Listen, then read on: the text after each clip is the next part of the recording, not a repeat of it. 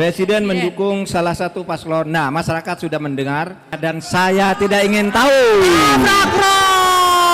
Mama-mama ini khawatir Prof tentang lahirnya nanti generasi yang minus akan adab, etika, dan generasi yang tidak tahu sopan santun. Bagaimana itu Prof?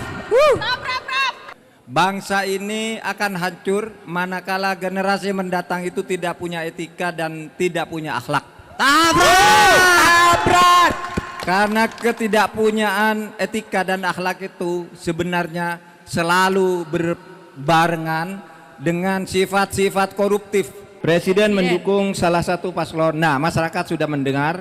Ini adalah pendapat masyarakat, pendapat pakar, pendapat berbagai ahli sudah muncul. Nanti kita lihat perkembangannya.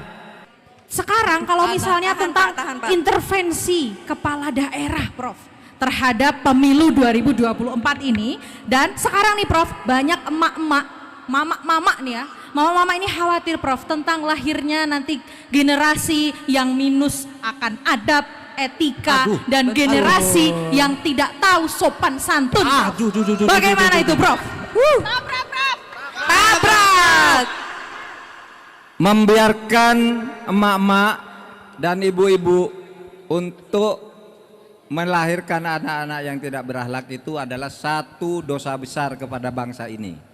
Bangsa ini akan hancur manakala generasi mendatang itu tidak punya etika dan tidak punya akhlak. Tabrak. Karena ketidakpunyaan etika dan akhlak itu sebenarnya selalu berbarengan dengan sifat-sifat koruptif.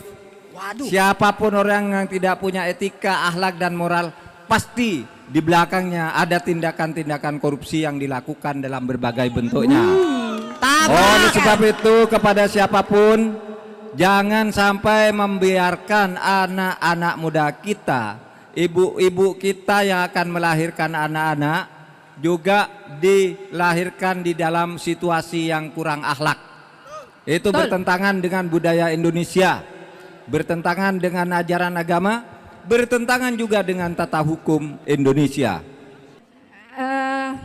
Langsung keras saja ya Prof, bahwa sebenarnya saya pribadi itu kurang suka atau bahkan muak sama kondisi politik yang Kenapa muak? ya karena ada istilah politik balas budi. Jadinya pejabat publik itu nggak berani menindak koruptor yang punya yang pernah berjasa sama dia, entah itu pengusaha, entah itu atasannya.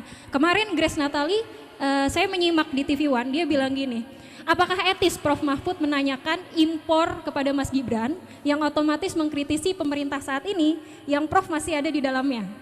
Tapi saya nggak setuju sama catatan itu. Menurut saya atasan, bawahan, teman, sahabat, kalau salah ya salah, kalau ingkar janji ya harus dikritisi. Betul. Dan saya mau betul ya. Dan saya juga mau menegaskan Prof ke Prof, saya mau menabrak langsung bahwa betul menteri yang menunjuk itu presiden, dalam hal ini Jokowi. Tapi yang gaji kan kita semua rakyat, betul nggak? Betul sekali. Ya, Betul, bahkan betul. presiden pun makan gaji, tunjangan, fasilitas semua punya rakyat. Jadi pengabdian tertinggi harus kepada kami, Prof. Prof ini kan punya julukan pendekar hukum. Pertanyaan saya, apakah ketika Prof nanti menjadi wakil presiden akan tetap menjadi pendekar?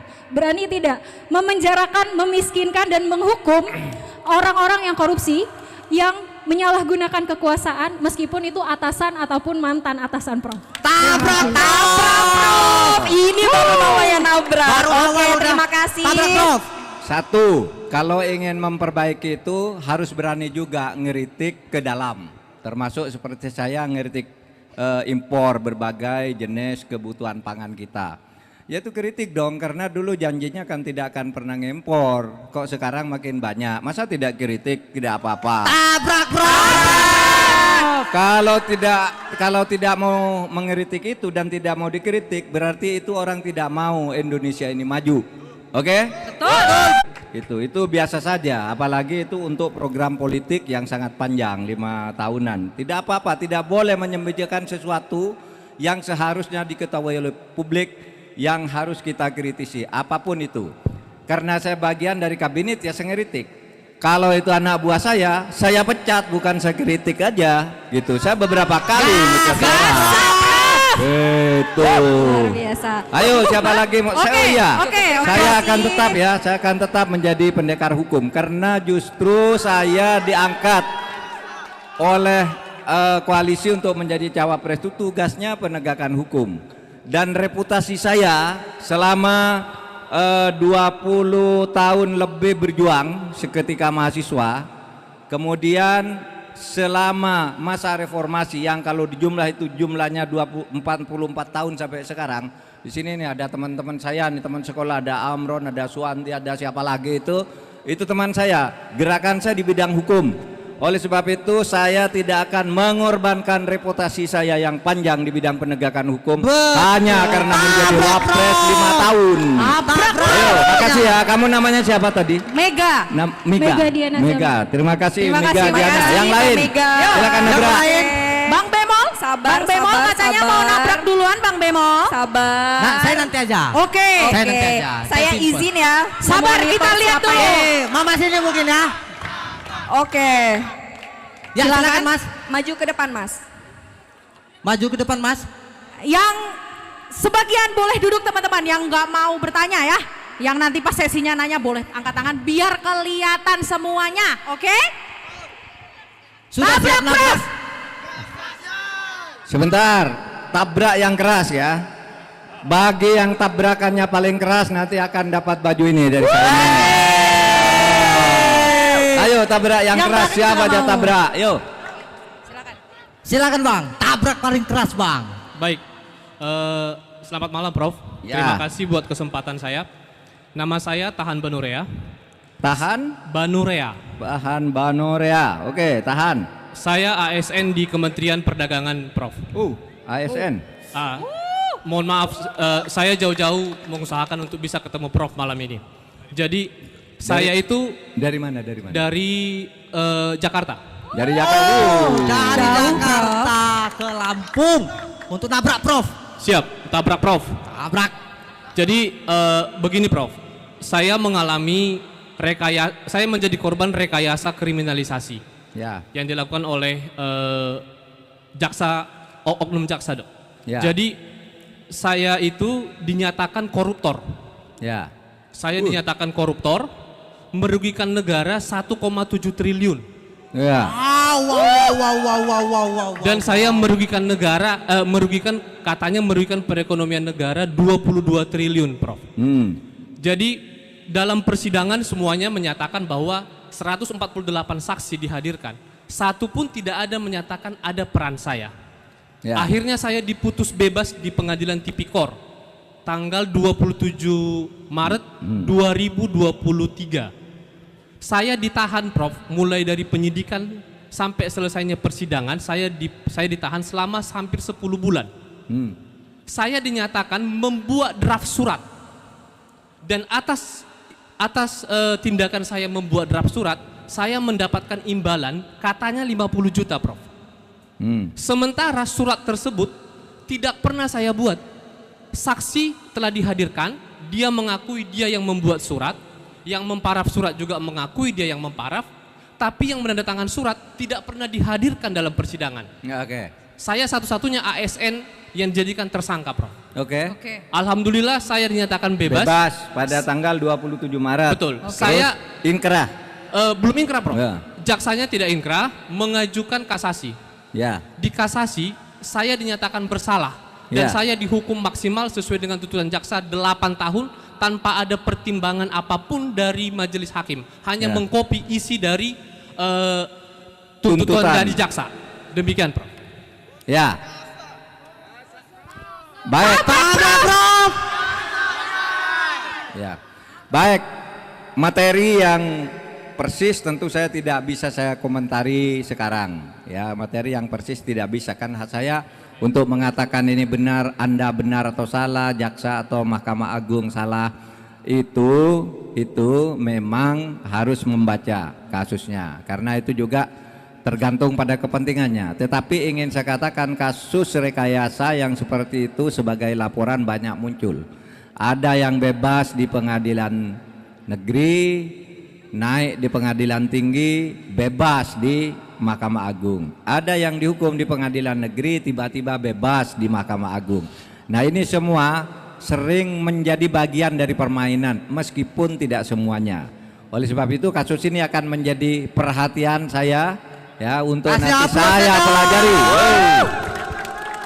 Bagus, Mas tahan supaya bertahan dulu. Oke, terima kasih. Oke, makasih ya Mas tahan. Itu apa? kasih. Berkas itu ya, berkas. Oke. Siap. Oke. Terima kasih. Terima kasih kembali Terima kasih, Mas. Mas Tahan. Yuk, makasih ya. Yuk, Lanjut nggak nih Oke. tabraknya, Prof? lanjut. Ada lagi yang mau nabrak? Ada lagi yang mau nabrak? Oke, lagi, kita yuk, turun perempuan dulu, dulu. Kita sisi kanan dulu mungkin Ya, ya. perempuan. Ya, Oke. boleh. Silakan tunjuk. Mungkin Mbak ini yang pakai kacamata. Silahkan Mbak Oh, maju Mbak ke ini depan. ya?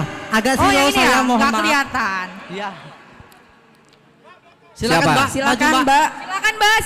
Silakan maju ke depan sini. Tabrak paling keras pokoknya Mbak. Ella, Oke. Bella. Siap Mbak, mau nabrak? Dari mana Bella? Saya asal dari Lampung. Oke. Ya. Izin ya Prof. Assalamualaikum warahmatullahi wabarakatuh. Iya, Waalaikumsalam. Kalau kita tahu kan agenda tabrak Prof ini baru malam nih gitu kan. Tapi ternyata tadi kita baca Prof udah ditabrak duluan gitu dan Ya. menurut aku ini ya lumayan gitu kan. Sekalian gimana respon Prof ditabrak karena debat cawapres yang tanggal 21 yaitu Prof dilaporkan oleh Awaslu karena dianggap menyerang karena dianggap menyerang Gibran Rakabuming Raka pada debat keempat gitu. Mohon direspon gimana ketika Prof ditabrak sebelum jam tabraknya ini. Asik. Anda itu Mantap apa ini. nih? Organisasinya apa nih, Mbak? Awaslu. Oh, kamu Advokat dari Pengawas. Awaslu? Oh, bukan. Bukan. Mbak Bella dari mana? Aku mahasiswa. Ya. Oh, ya.